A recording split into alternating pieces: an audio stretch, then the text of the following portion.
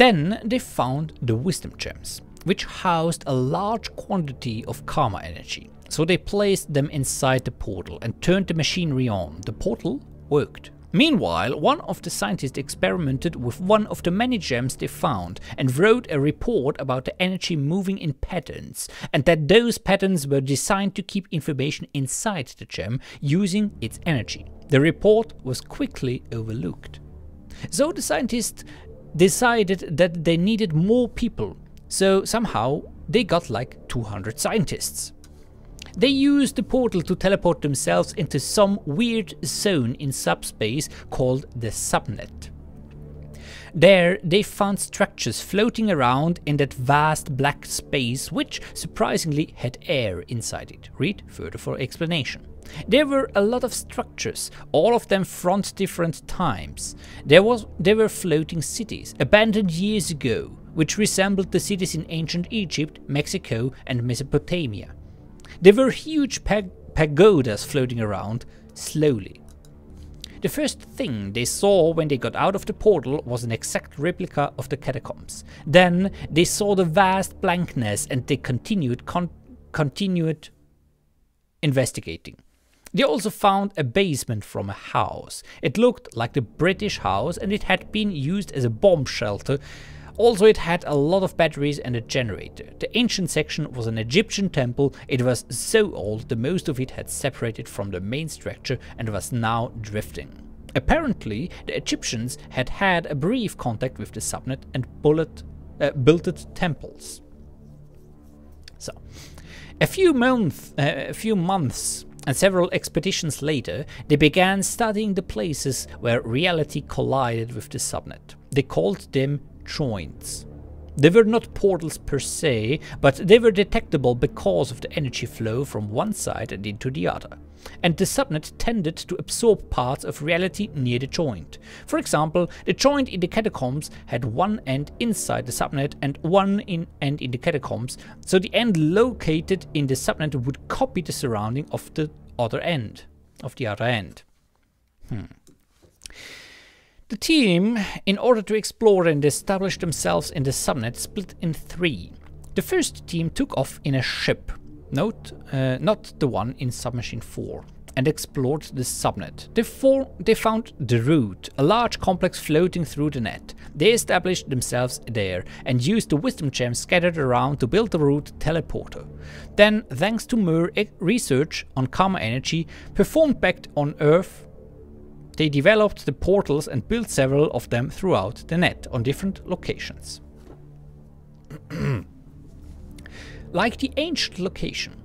Then they disappeared, leaving no traces. Before all of them disappeared, they announced that half of their crew had split in different teams that wandered the subnet, leaving notes behind. The other half got inside their ship to explore strange readings. They never returned.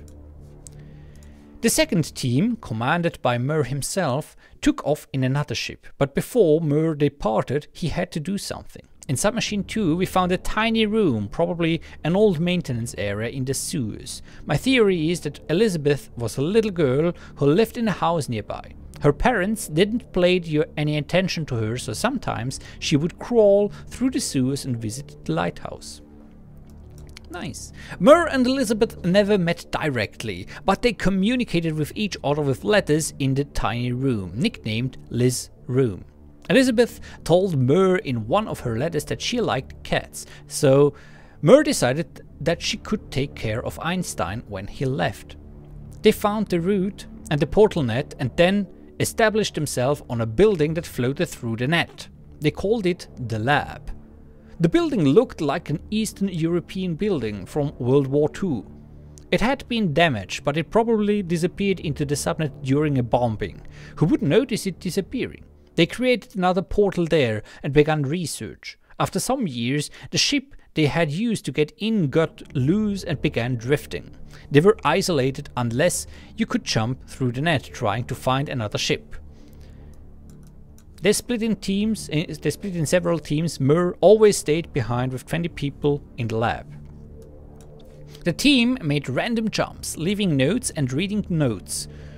leaving notes and reading notes, trying to find out what had happened to the previous team. They used radio transmission or to transmit data to the lab. One day, one of the teams made a random jump and ended up somewhere in the net. Apparently, that location had not been mentioned by the first expedition, so it was very weird. They thought the location was forgotten, but it raised many questions. Another theory was that the subnet was using the portals to generate other ones in different locations. Another theory quickly discarded. Okay. Another thing the researchers investigated was the big question: why does the subnet contains air? Simple. Because the subnet detected the presence of humans, scanned them, and filled itself with air. It costed it a lot in wisdom mass, but it was worth it. The subnet knew that humans, especially Mer, could be used for its evil plot. The continued jumping and sometimes the same coordinates of a location would take them to another location. Mer, in his lab with 20 scientists, continued research. The route was quickly forgotten and they were conducting quantum research. One day, Mer had this strange dream and decided to investigate it. Apparently, the subnet was a large neutral net, like a big invisible brain, that could manipulate a variant of energy, the so-called karma energy, and used it for many things. Then they discovered that the subnet was not just a place in subspace, it had a shape and everything. Mer discovered that karma energy inside the subnet could be manipulated. They began experimenting and discovered that they could create objects with karma energy. At that time, everyone but Mer wanted to leave. They knew that if the subnet was sentient, it had probably killed the teams or casted them adrift, sending them to different places in the net, which would have the same results as a defense system, not the one at the end of Submachine 5. But Mer wanted to stay. He wanted to learn more. He wanted to control the subnet, be a part of it. Meanwhile, the team on Earth had grown more powerful. This time it received funds from corporations and the government who wanted to get the most out of the subnet. The team on Earth had also discovered karma energy in storage and manipulation, and then the team on the subnet was more scared. If they re-aimed, they were going to get killed. If they left, the team on Earth may not have good plans for them. Okay. Mer had gone insane. Every day he conducted some crazy experiments on the subnet, and he had long ago lost control of the entire exploration effort. Mer's frightened team left, using the portals to navigate the net, trying to find a way out. Mer stayed behind, and after several years without radio transmissions, the Earth team decided to send a group. Just before that, Mer sent his final message, stating that he had discovered the essence of the subnet. He re-aimed. Ich weiß nicht, was das heißt. Suddenly, massive energy bursts emerged through different joints all over Earth. The energy created a huge explosion. The world thought they were earthquakes. Only they knew the truth. Okay. Before the explosions could increase in energy and destroy the world, the Earth team blocked all joints, using the karma energy manipulation to create defensive stations around the joints. The defensive stations were massive and were manipulated from Earth. They used karma energy manipulation to lock joints, or that's what they thought. To create such a large number of huge defense systems, they had to use many of the wisdom gems they had found. They knew that they could not go back into the subnet because the number of gems they had was insulting. The truth is that most joints are blocked, but some of them, the undetected ones, remained. After the team on Earth had built the defense systems, they received a signal from Mer. They received 2 signals from Mer. They thought it was over. The quantum bombs or whatever contained, but left the defense system on just to be sure. In 1975, the team was still active due to funding. They decided to bury the lighthouse. Therefore, the lighthouse reached the depth of the joint and was transported into the net along with tons of soil and rocks, which had caused quite a bit of damage. Another thing that was carried along were the sewers, and the little girl Elizabeth was trapped in them. But she didn't know it. She crawled through the sewers, as always, to Liz's room, where she found the ladder and the cat, Einstein. But when she tried to get out, she saw the emptiness of the net. She was trapped. She wandered through the sewers for weeks, staying alive only for the water drops in the floor. When she exited the sewers, she tried to find a way out of the lighthouse and ended up in the loop. Uiuiui. Das ist wirklich eine lange Folge. Eine lange Erklärung. When Murr detected the presence of the lighthouse in the subnet, memories surfaced. He took the lighthouse and his personality began living in it. His memories of the lighthouse were so strong that he could picture himself walking the thin hallways, until one day it was too powerful and some of Murr's personality manifested into some sort of ghost being, like a version of the flesh and bone Murr, but made instead a karma and energy Murr, which walked the hallways, recreating memories. But despite this, he was still conscious and knew the date. It was 2006. He had spent a lot of time wandering through that buried lighthouse with the karma Murr. Really, his notes were scattered all over the place. Murr was now one with the subnet, and he was using the still active joints to recruit people from Earth, waiting, hoping that one day one of his pupils could get into the defense system and destroy them once and for all, so that the Murnet, Murtok and subnet could expand and take over Earth. Verwirrende Theorie, eine sehr verwirrende Theorie. Ja, ich weiß jetzt nicht so genau, was ich davon halten soll. Was ist das da? Oh, ja, das wäre noch eine Notiz. Hab gesehen, da hat nicht so viel drauf. Okay, ich weiß jetzt nicht so recht, was ich von dieser Theorie halten soll. Ist ein bisschen ausschweifend, ein bisschen krude, ein bisschen konfus. Aber ich denke, ich gehe jetzt einfach mal weiter. 2, 4, 1. Ich gucke mal kurz auf die Uhr. Ich denke, ich muss das Ganze in 2 oder 3 Teile verteilen. Das hier ist das Searchlight-Room. Oh, ein Wisdom-Gem. Schön. Okay, tue ich wieder einen hin. Danke. Und, ach so. Da brauche ich vielleicht beim anderen auch gar keine Coil, sondern kann einfach einen Gem hintun. Gehe ich dann nachher mal hin.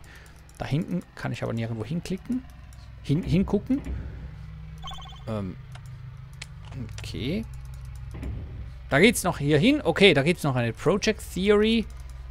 Okay. The Project Theory by Despero. In this theory, the submachine as a whole is a project that has been lost. Murr had an arm. Nein, Murr then had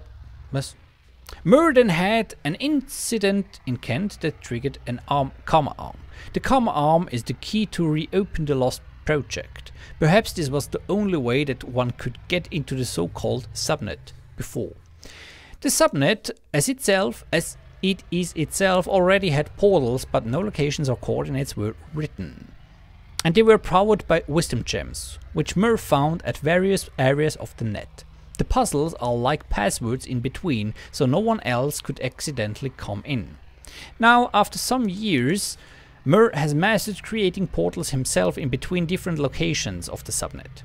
He put different coordinates too, so remembering locations was much easier. Verzeihung. The subnet was larger than he'd imagined, especially when he found out about an unstable area which he called the loop. It seemed to be a test run for the project. It didn't need a wisdom gem to get you out. It used a piece of what was once a living organism that found his way inside a timeless space. He only found out how to get out by chance. So he sought help in exploring the net. He organized teams to help him explore. But he was the only one who knew the net the most, but somehow the net just wouldn't let him explore it anymore. Perhaps he was detected by it from making these portals, and the whole area didn't want him out anymore, or anyone to be exact. He didn't know that the project was truly intended to be a secret, so people started losing their way in various places, and they just simply disappeared in some instances, but for some reason it just couldn't find Mo. So it simply put a defense system for itself, so at least Mo cannot come out. The defense system at the edges of the net are the edges of the net. The defense system can detect Mo, but it cannot detect a normal human, at least without disturbing it. It can, if that defense system is handled properly, it can be taken down. Gut. Gut, ja. Nehme ich die da mit? Ah, die brauche ich Brauche ich beide? Mal gucken. Zeig mal. Ja, ich brauche beide. Alles klar. Die brauche ich hier also. Dann kann ich zurückgehen. Jetzt gehe ich mal zum 001 zurück und versuche da mal einen Gem einzufügen.